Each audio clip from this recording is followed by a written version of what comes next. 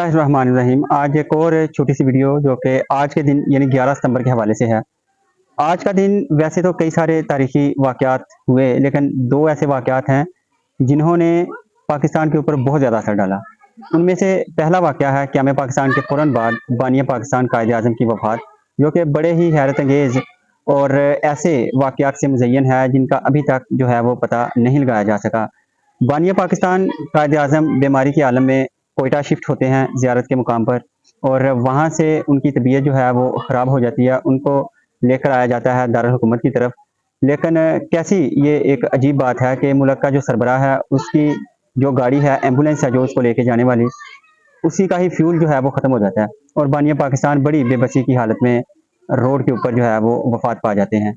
उनके बाद पाकिस्तान को कोई भी ऐसी क़यादत मैसर नहीं आ सकी जो कि इस मुल्क की डायरेक्शन को, सिमत को दुरुस्त कर सकती, और सियासतदानों की बाहमी लड़ाइयाँ और फ़ौज की चपकलश और इक़्तिदार का जो हवस, ये सारा मिल मिला के इन चीज़ों ने पाकिस्तान को आज इस हालत पर ला खड़ा किया है कि अगर हम किसी भी चीज़ का पैरामीटर देखें, अगर तो कोई बेहतरीन चीज़ है तो वो पाकिस्तान में है, और अगर कोई अच्छी चीज़ है तो वो यहाँ से बिल्कुल उनका हो चुकी है, बिल्कुल नापैद है, नायाब हो चुकी है।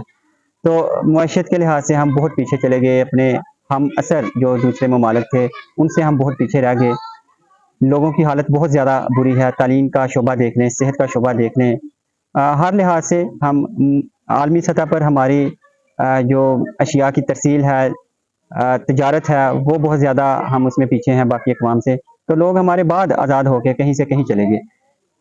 इसका सिर्फ एक ही जो है सबसे बड़ा मैं वो निकालता हूँ नतीजा कि अगर बानी पाकिस्तान को कुछ वक्त मिल जाता, तो जैसी उनकी असूल पसंदाना शख्सियत थी, तो वो यकीनन पाकिस्तान को किसी न किसी ऐसे ट्रैक के ऊपर ज़रूर लेके आ जाते कि जिससे मुल्क की तरक्की जो है वो दो चंद हो जाती।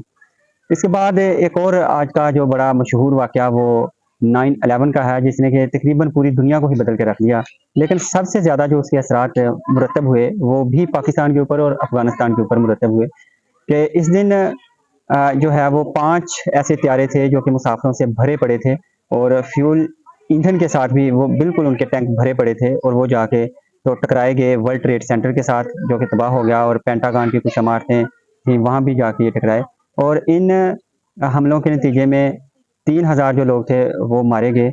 और अमेरिका ने इसका इल्ज़ाम लगाया कि ये काम तालिबान ने करवाया, या उनका जो लीडर था उसामा बिन लादेन उसने करवाया। उसके ऊपर मलबा डालकर सारी चढ़ाई जो है वो कर दी गई अफ़गानिस्तान के ऊपर, और उसके लिए जो सहूलतकारी थी वो हमारे हुक्मरान साहबका परवेज़ मुशर्रफ साहब जो डिक्टेटर थे, उनकी ईमा पर पाकिस्तानी अड्डे जो थे वो अमेरिका को दिए गए, और अमेरिका ने बड़ी सहूलत के साथ यहाँ से उड़ानें भरी, अपनी जो आर्मी है, अपने जो हथियार हैं वो यहाँ से ट्रांसपोर्ट किए, हमारी बंदरगाहें इस्तेमाल की, और अफ़गानिस्तान को बारूद के साथ भून दिया गया। लेकिन कई साल की कशमकश के बाद भी, अफ़गानिस्तान पर कब्जा करने के बावजूद भी, अमेरिका शायद अपने मकासद में कामयाब नहीं हो सका, और चंद साल पहले वो अपना सारा लाओ लश्कर समेट कर तो अफ़गानिस्तान से रुखसत हो चुका है, और पीछे वही तबाही के मनाज़र हैं, गुर्बत है, लोगों की उम्मीदें हैं जो कि टूट चुकी हैं, और दोबारा से वही तालिबान जो हैं वो अफ़गानिस्तान के ऊपर काबिज़ हैं, और जो साथ मुल्हका मुल्क था यानी हमारा पाकिस्तान, इसके भी हालात दगड़गूं हैं, और लोग गुर्बत की चक्की में पिस रहे हैं। हथियार यहाँ पर बहुत ज़्यादा हो गए। नशे की जो लत है वो बॉर्डर एरिया से फैलती हुई, अफ़गानिस्तान के बॉर्डर एरिया से फैलती हुई पूरे पाकिस्तान में जो है वो चलती गई, और गैर कानूनी असलहा और मनशियात, ये सारे के सारे हमें वही तोहफे हैं जो कि अफ़गानिस्तान की जंग की सूरत में हमें मिले। अमेरिका तो यहाँ से अपना आप समेट के निकल गया, चला गया, लेकिन उसके साथ आई हुई जो खबासतें थी उसकी वजह से हमारा मुल्क आज भी बहुत बुरे हालात का शिकार है। अफ़गानिस्तान भी इन्हीं हालात का शिकार है।